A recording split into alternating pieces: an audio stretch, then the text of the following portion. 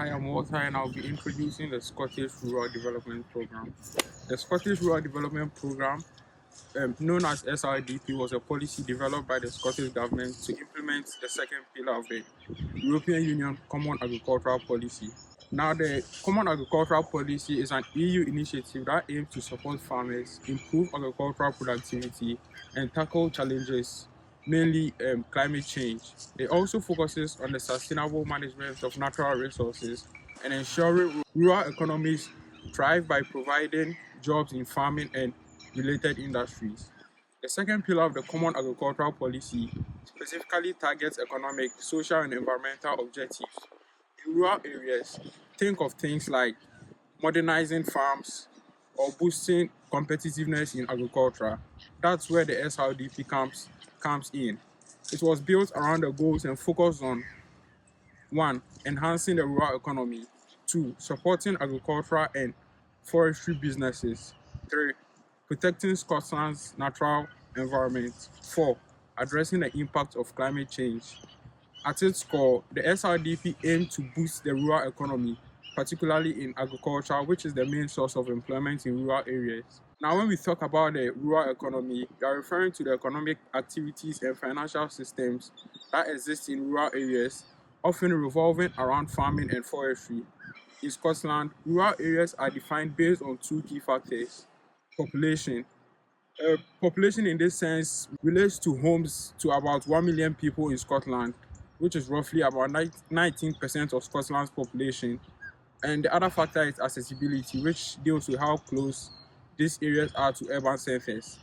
Interestingly, while rural areas make up just under a fifth of the population, they account for a whopping 95% of Scotland's total land area, a lot of which is used for agriculture.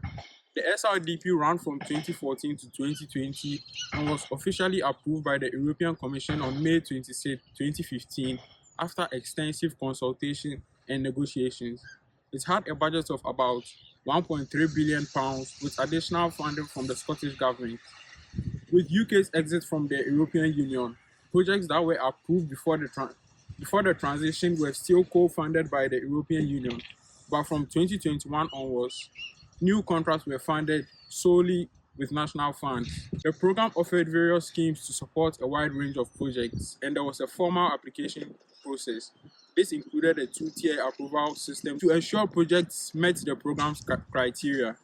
The key beneficiaries of the SRDP were farmers, land managers, rural businesses, and ultimately Scotland's economy. In terms of biodiversity, forestry was a significant area of focus and benefited greatly from the funding. In this presentation, we'll take a closer look at two key schemes under the SRDP. The first one is preparing for sustainable farming, and the second, the Agri-Environment Climate Scheme.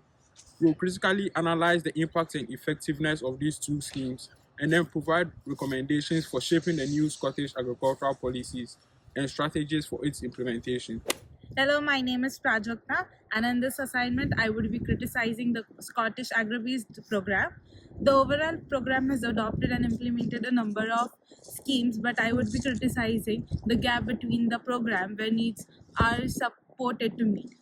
Rural development SWOT analysis undertaken for this program and the national one undertaken for development set out the key challenge and opportunities that Scotland faces and which will need to be addressed in the future program. The Scottish Government made a number of decisions in order to speed up payments and meet ministerial targets, which then slowed the progress of other key stages in the program. I would be starting my key point by pointing out on the funds and finances.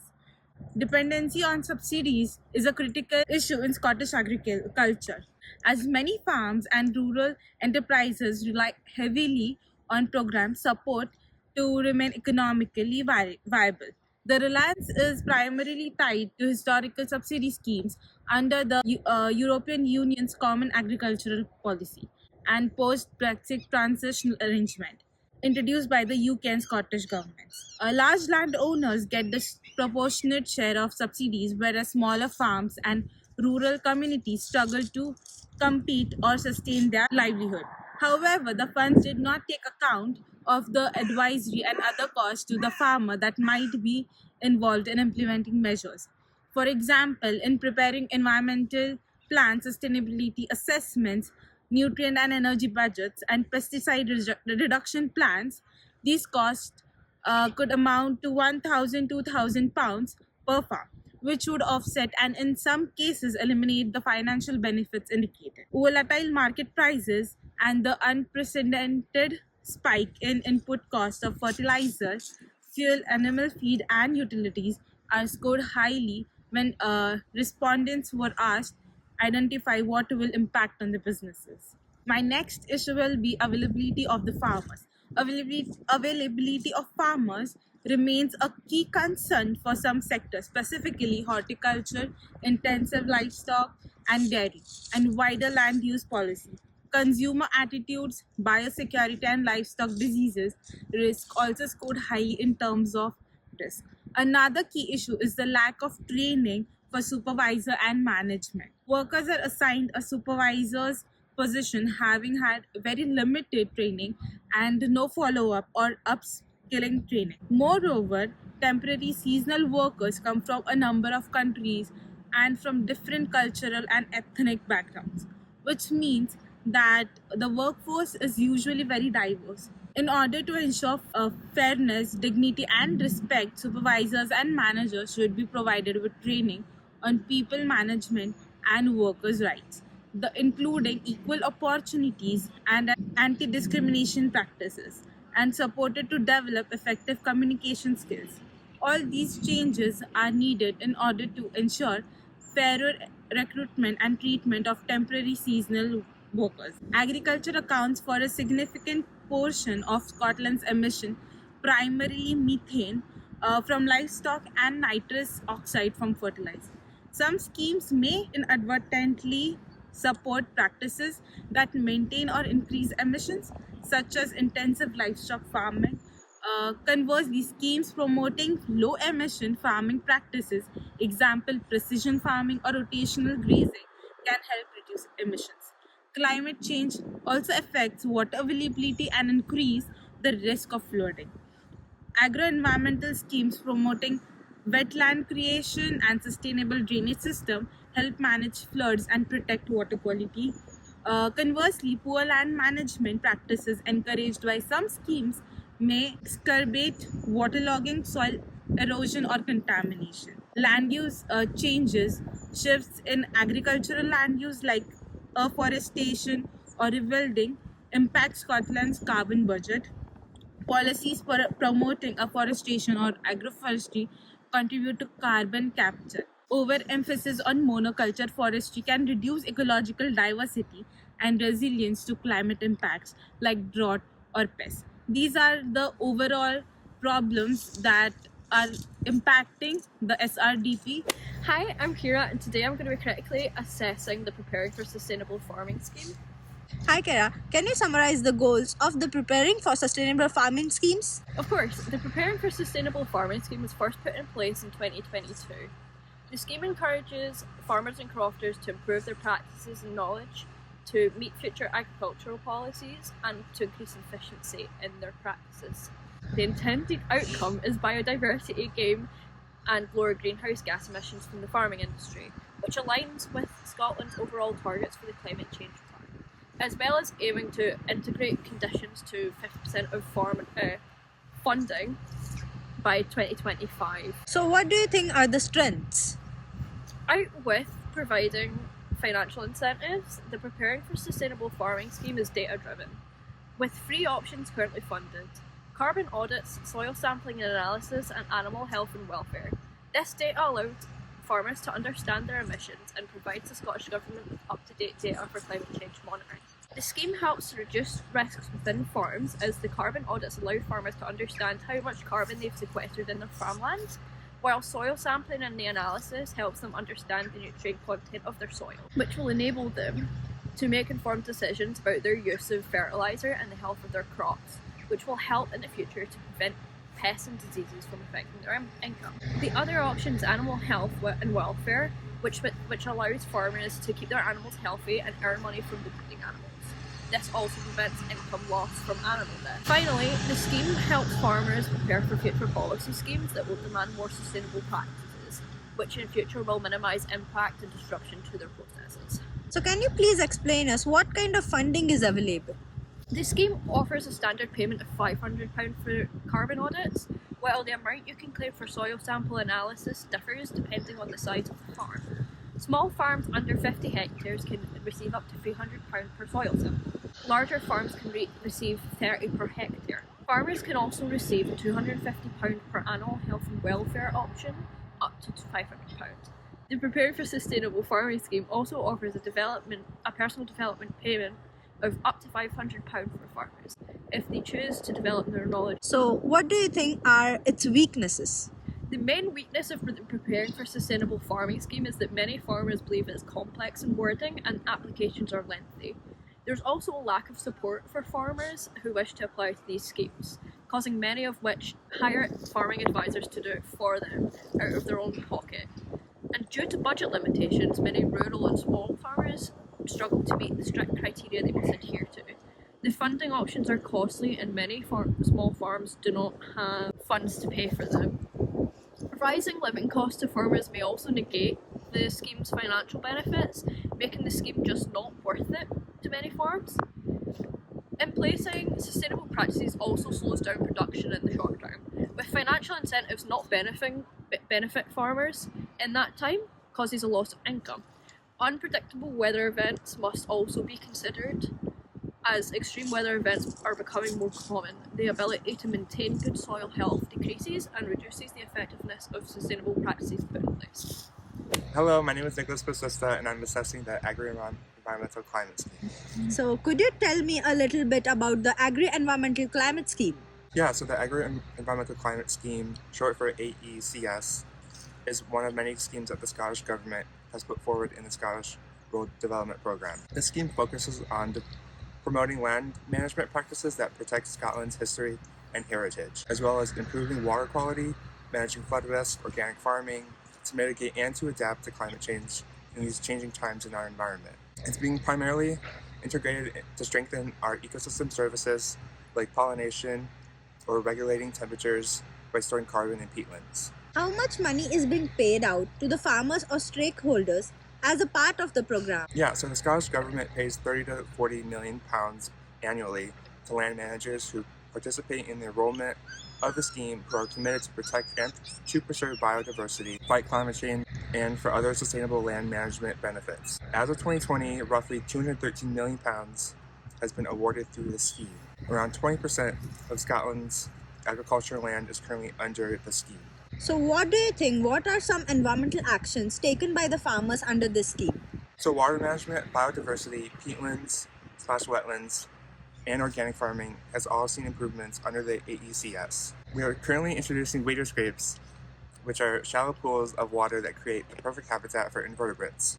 That inherently also increases biodiversity as well. These wader scrapes are in areas of farmlands that don't get used very often, so farmers don't need to stress if they take up too much space of their land. Biodiversity has increased not only with wader scrapes, but as well as introducing water margins/buffers.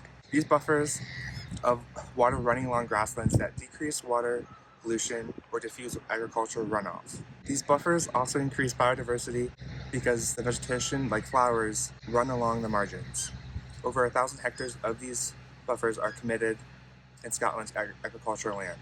Wetlands are very important in storing carbon in the soil. Scotland has estimated 7,400 hectares of carbon-rich soils that were managed under the 2015 to 2018 rounds with £5 million budget and contributing to climate change as well. A cluster of contracts were in the Caithness and Sutherland peatland area, the largest blanket bog in Europe. This is the key carbon stored in Scotland at the international level. Peatlands, a type of wetlands, are partially decaying organic matter. Peatlands store carbon and display a very unique ecosystem for aquatic plants and invertebrates. These unique ecosystems are very important because they naturally cool down the earth. The Scottish Government plans to spend £250 million from year 2020 to 2030 to restore peatlands across the country. Organic farming has been a key achievement under the AECS. Just over 52,000 hectares of land managed or converted into organic farming with £15.8 million budget allocated under the scheme during the 2015 and 2018. This means practices not only using conventional sprays or techniques are used to shape a new era of farming in Scotland. Also, could you please explain us why the AECS may not be beneficial or some of the weaknesses that come along with it?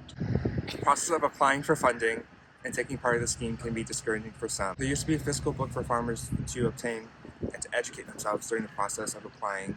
However, with evolving world, everything is online.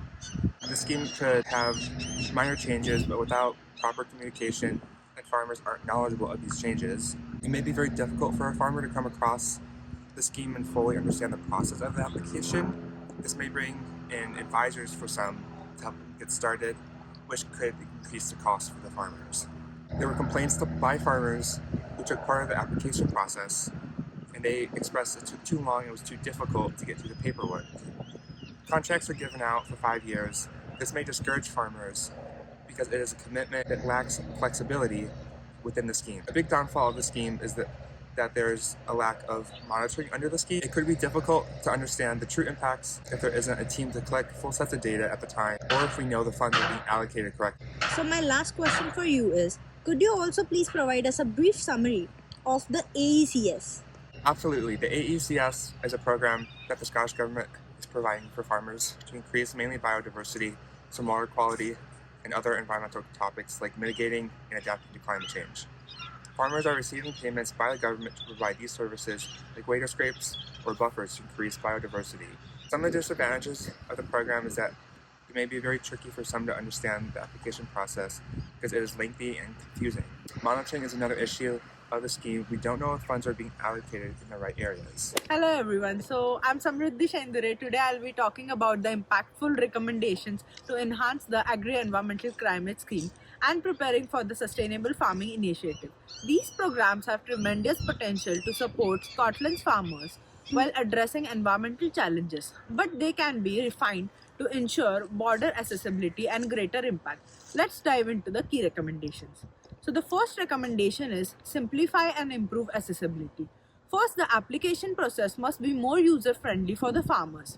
Farmers often find it complex and time-consuming. Simplify the forums and reintroduce physical guides alongside digital tools and provide technical support teams in every region to guide the farmers step by step. By making this process easier, we can ensure more farmers participate, especially those in remote and small scale operations. So the second recommendation would be tailored financial support. Financial incentives need to be better structured.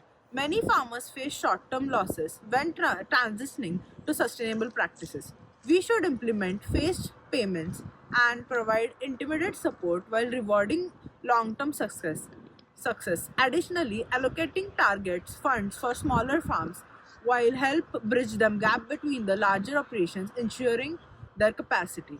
So the third recommendation would be strengthening monitoring and use of data effectively. Monitoring is a crucial to track success of these programs. We propose implementing digital platforms where farmers can easily report their progress. This data should not only be used to refine the schemes but also shared anonymously while with the farming community to promote transparency and collective learning.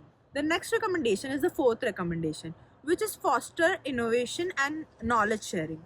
So innovation and collaboration are vital. Scotland should fund research into advanced farming techniques like precision agriculture and renewable energy. Moreover, creating networks or forums where farmers can share experiences and learn more from each other while encourage widespread adoption of effective practices. Fifth recommendation is build climate resilience. So climate here is unpredictable and is a challenge which we can't ignore. To address this, farmers should receive support for adopting practices like diverse cropping systems, so flood resilient land management. Scaling up initiatives like water margins and peatland restorations will not only mitigate the risks but also boost the biodiversity. Moving on to the next recommendation, which is the sixth recommendation, which is prepare for the future. Finally, we need flexible policies that can adapt to changing circumstances. Regular feedback from farmers that should shape the program to remain relevant and impactful. Aligning with international standards will also help Scotland's farmers to remain competitive in the global markets. So concluding with the recommendations. Recommendations are about making the schemes more inclusive, impactful and forward-thinking. By simply offering better financial incentives and fostering innovations, we can ensure Scotland's farmers are not only supported but also empowered to thrive in the face of environmental and economic challenges. Thank you.